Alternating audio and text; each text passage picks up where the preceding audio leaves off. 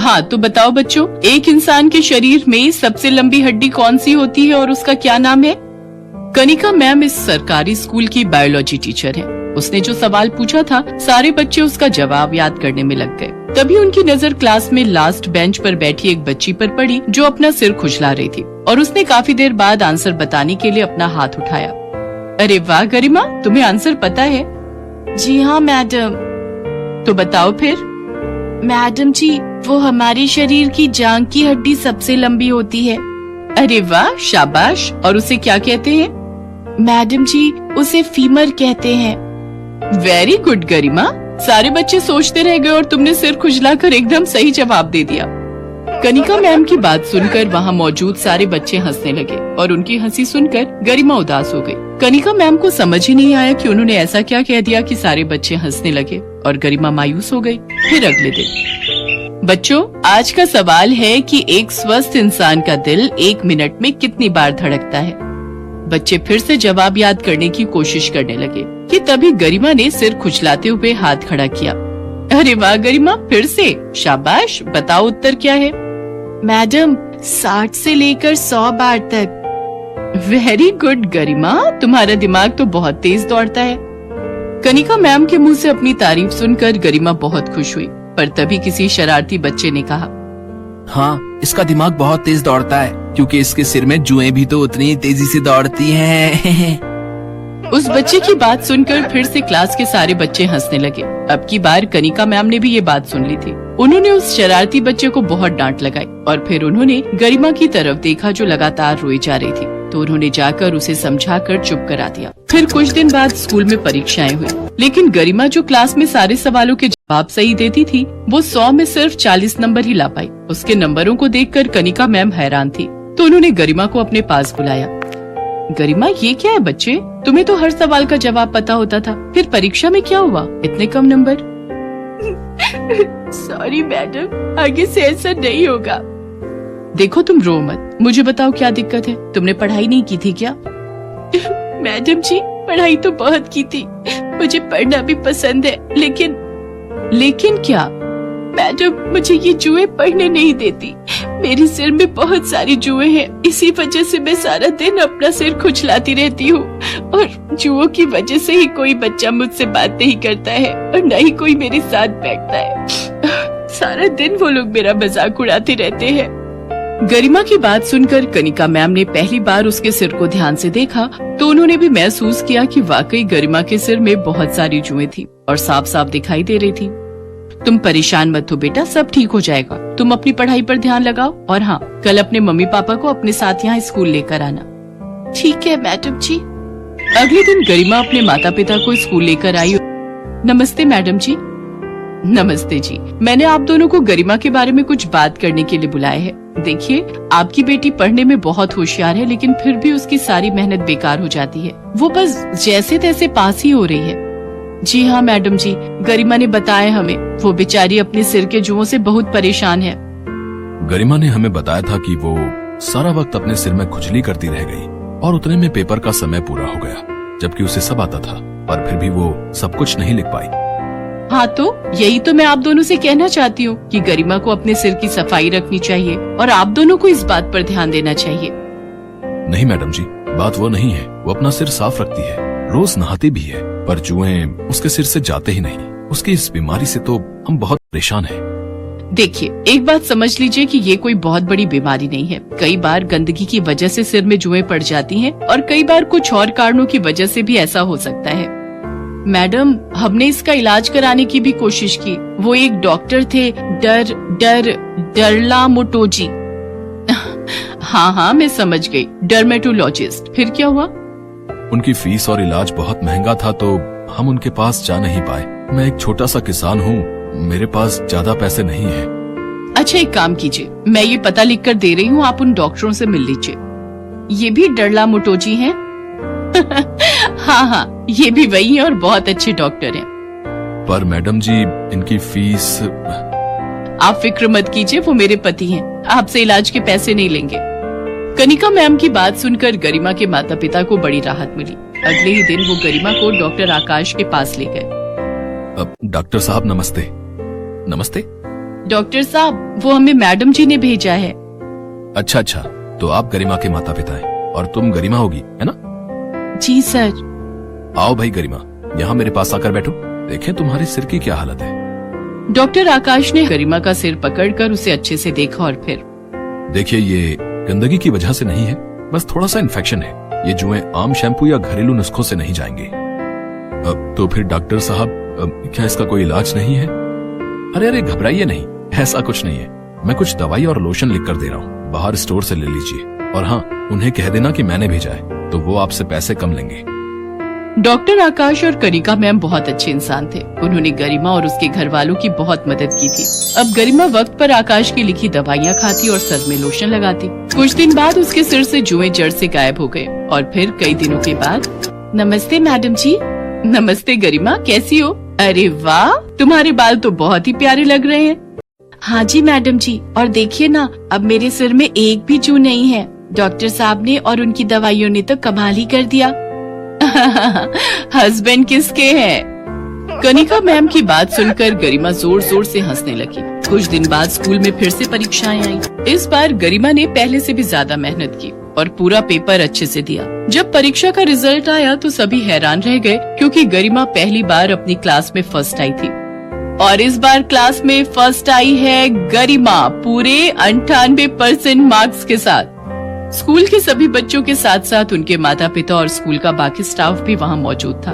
और ये देखकर गरिमा के माता पिता की आंखों में आंसू आ गए और खुद गरिमा भी खुशी से रोने लगी। शायद उसके माता पिता के साथ साथ उसने भी खुद से सारी उम्मीदें तोड़ ली थी, जो अब पूरी होती दिख रही थी। ये सब आपकी और डॉक्टर साहब की वजह से ही हो पाया मैडम जी, आपका बहुत बहुत शुक्रिया। अरे नहीं बहन जी, आपकी बच्ची तो शुरू से ही होशियार थी, बस उसे थोड़ी सी मदद की जरूरत थी। आप बिल्कुल चिंता मत कीजिए, मुझे पूरा विश्वास है गरिमा अपने जीवन में बहुत कुछ हासिल करेगी। हाँ मैडम जी, मैंने तो सोच भी लिया, अपनी गरिमा को मैं डरला मोटोजी बनाऊंगी। मम्मी, डरला मोटोजी नहीं, डर्मेटोलॉजिस्ट। गरिमा की बात सुनकर वहाँ खड़े सारे लोग जोर जोर से हंसने लगे। कनिका मैम भी बहुत खुश थी, क्योंकि उनकी थोड़ी सी कोशिश से एक बच्ची की जिंदगी संवर गई थी और उसके सपनों को पंख मिल चुके थे।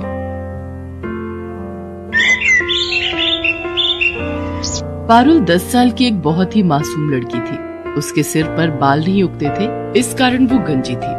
आस पड़ोस, रिश्तेदार और स्कूल में सब पारुल को गंजी या फिर टकली कहकर बुलाते थे। कभी कभी इस बात से पारुल बहुत दुखी हो जाती थी। ये देख पूजा, मेरी मम्मी मेरे लिए कल मार्केट से न्यू हेयर पिन लेकर आई है। अरे शीतल, ये हेयर पिन तो बहुत सुंदर है, मुझे ऐसी पिन्स मंगवा देगी? हाँ हाँ, क्यों नहीं। अरे संभाल कर, देखा जमीन पर गिरा दी। ओ गंजी, इधर आ। हाँ आती हूँ। ये हेयर पिन्स उठा कर दे। Thank you. अच्छा, तुझे चाहिए तो तेरे लिए भी एक सेट मंगवा दूंगी। नहीं, मुझे नहीं चाहिए। तू भी पागल है शीतल, ये गंजी अपने सिर पर हेयर पिन्स कैसे लगाएगी? ये तो गंजी है, गंजी। अरे मैं तो भूल ही गई थी, ये तो गंजी खोपड़ी है।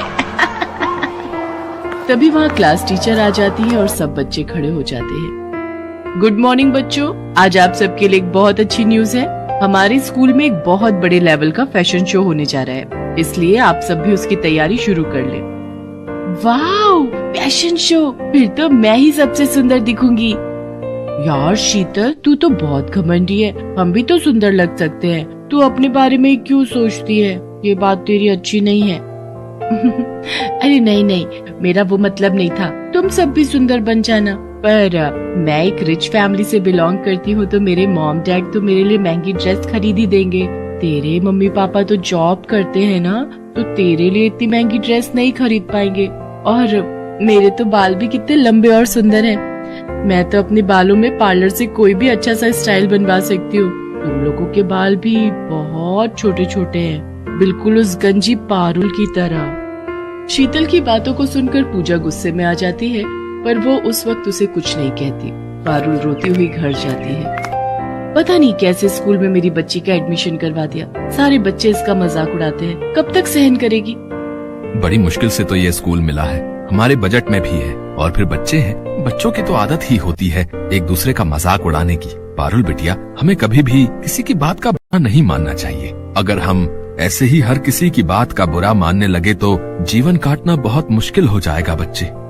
अगले दिन पारुल स्कूल के लिए निकली, पर आज वो जिस रास्ते से जाती थी उस रास्ते से ना जाकर दूसरे रास्ते से स्कूल की तरफ चली जाती है। पर वो मन ही मन सोच में थी, पता नहीं स्कूल जाने का बिल्कुल भी मन नहीं हो रहा। मेरे साथ ऐसा क्यों हुआ? मेरे सिर पर बाल क्यों नहीं है? अगर मेरे सिर पर भी बाल होते तो मैं कितनी सुंदर लगती, फिर मेरा भी कोई मजाक नहीं उड़ाता। तभी पारुल को किसी के बुलाने की आवाज आती है। कोई बचाओ, मैं इस गड्ढे में गिर गई हूँ, मेरी मदद करो। अरे आप कौन हो? रुको मैं आपको बाहर निकालती हूँ। इन्हें बचाने के लिए तो मुझे रस्सी की जरूरत पड़ेगी। अब क्या करूँ? वो एक रस्सी पड़ी हुई दिखाई दे रही है। किसी तरह पारुल उस रस्सी की सहायता से एक औरत को गड्ढे से बाहर निकालती है। तुम्हारा बहुत बहुत शुक्रिया बहादुर लड़की, तुमने मुझे गड्ढे से निकालकर मेरी जान बचाई। कोई बात नहीं, आप मुसीबत में थी और मेरी मम्मी कहती है कि मुसीबत में हमें सबकी सहायता करनी चाहिए। पर आप इस गड्ढे में कैसे गिरी? मेरा नाम सोफिया है, मैं एक जादूगरनी हूँ। मैं कल रात जब अपने घर वापस जा रही थी तो रात के अंधेरे में मुझे ये गड्ढा दिखाई नहीं दिया और मैं इस गड्ढे में गिर गई। अगर आप जादूगरनी हो तो आप इस गड्ढे से बाहर क्यों नहीं आ सके?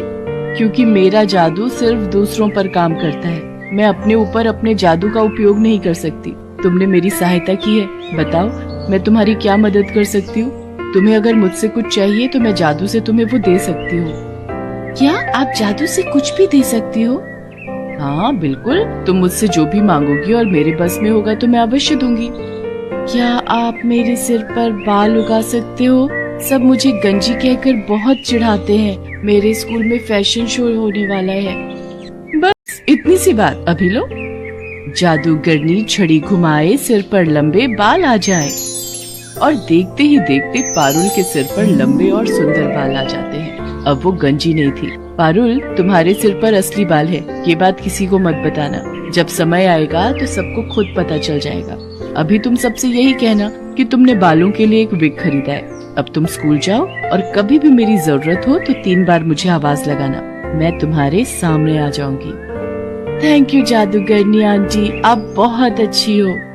पारुल के सिर पर बाल आ जाते हैं और वो बहुत खुश होती है। उसके बाद वो स्कूल जाती है और सबको यही कहती है कि उसने बालों में विग लगवाई है। इस पर सब बच्चे हंसने लगते हैं। विग लगाने से क्या होता है तो तू अभी भी गंजी ही ना। पारुल शीतल की बात का बुरा नहीं मानती।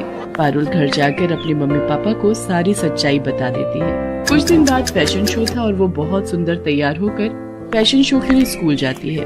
शीतल ने भी महंगी ड्रेस और महंगा हेयर स्टाइल करवाया था। पूजा के मन में शीतल के लिए नफरत थी। पूजा उससे अपने अपमान का बदला लेना चाहती थी। शीतल बहुत घमंड करती है ना अपने बालों पर। आज मैं उसके बालों में ये गोंद चिपकाकर उसके सारे बाल खराब कर दूंगी ताकि वो फैशन शो में भाग ही न ले पाए। शीतल, तेरे बाल तो बहुत सुंदर लग रहे हैं, पर बालों में जो ऊपर पिन लगी हुई है ना, मैं उसको ठीक कर दूं? लग रहा है वो नीचे गिरने वाली है। कहाँ गिर रही है? जरा ठीक से लगा दे। पूजा जानबूझकर अपने हाथों में पकड़ी हुई गोंद की डिब्बी शीतल के बालों में गिरा देती है। ओह सॉरी शीतल, मेरे हाथ में तो गोंद की शीशी थी, तुम्हारे सारे बालों में गिर गई है। मुझसे गलती हो गई, मैंने ये जानबूझकर नहीं किया। पूजा, थोड़ी देर में फैशन शो स्टार्ट होने वाला है। तुमने मेरे सारे बाल खराब कर दिए, मेरे सारे बाल चिपक गए हैं। देखो मैं कितनी गंदी लग रही हूँ, अब मैं क्या करूँगी? शीतल रोने लगती है। सब बच्चे फैशन शो के लिए नीचे हॉल में पहुँच जाते हैं। शीतल क्लास में बिल्कुल अकेली बैठी थी। तभी पारुल वहाँ आ जाती है। उसे सारी बात पता चलती है। तुम चिंता मत करो, मैं अभी जादूगरनी आंटी को बुलाती हूँ, वो तुम्हारे बाल बिल्कुल ठीक कर देंगी। पारुल जादूगरनी को आवाज लगाती है और वो वहाँ आ जाती है। पारुल, शीतल ने तो हमेशा तुम्हारा मजाक उड़ाया है, फिर भी तुम इसकी मदद करना चाहती हो, पर इसके लिए एक शर्त है। अगर मैं शीतल के बाल ठीक करूँगी तो बदले में तुम्हें फिर से गंजा होना पड़ेगा। जादूगरनी आंटी, कोई बात नहीं, आप मुझे फिर से गंजा कर दो, पर मेरी दोस्त के बाल ठीक कर दो। शीतल पारुल की सारी बातें सुन रही थी। इसका मतलब पारुल के बाल असली हैं? इसने विग नहीं पहना? मैंने पारुल से कितनी नफरत की, उसका कितना मजाक उड़ाया, पर ये मेरे लिए फिर से गंजी होने को तैयार है। सचमुच मैं कितनी बुरी हूँ। पारुल कितनी अच्छी है। जादूगरनी आंटी, आप ऐसा कुछ मत करना। आप पारुल को फिर से गंजा मत करो। मैं फैशन शो में हिस्सा नहीं लूंगी। आप मेरे बाल ऐसे ही रहने दो। चिंता मत करो शीतल, मैं तो पारुल की परीक्षा ले रही थी। मैं ऐसा कुछ नहीं करूंगी। मैं तुम्हें सीख देना चाहती थी, कभी भी किसी से ईर्ष्या मत करना। ईर्ष्या करना बुरी बात है। पारुल, तुम सचमुच बहुत संस्कारी बच्ची हो। तुम्हारे माता पिता ने तुम्हें बहुत अच्छे संस्कार दिए हैं, इसलिए मैं तुम्हारे कहने पर शीतल के बाल ठीक कर देती हूँ। जादूगरनी शीतल के बाल ठीक कर देती है। मुझे माफ कर दो पारुल, मैंने हमेशा तुम्हारा मजाक उड़ाया। मेरी अपनी दोस्त पूजा मेरे साथ गलत कर गई। मैं सबको बताऊंगी कि तुम बहुत अच्छी हो। पारुल, अब मैं चलती हूँ। अब मैं कुछ समय के लिए यहाँ से दूर जा रही हूँ, इसलिए मेरा तुमसे मिलना नहीं हो पाएगा। मैं जब भी वापस आऊंगी तो तुमसे जरूर मिलूंगी। पारुल और शीतल दोनों मिलकर फैशन शो में हिस्सा लेती हैं। शीतल सबको पारुल के बारे में बताती है। शीतल ने पूजा से बात करना बंद कर दिया था, क्योंकि पूजा ने जानबूझकर बहुत बड़ी गलती की थी। उस दिन से पारुल और शीतल दोनों अच्छी दोस्त बन जाते हैं। पारुल ने हमेशा दूसरों की मदद की, और जो दूसरों की मदद करता है हमेशा उसके साथ अच्छा ही होता है।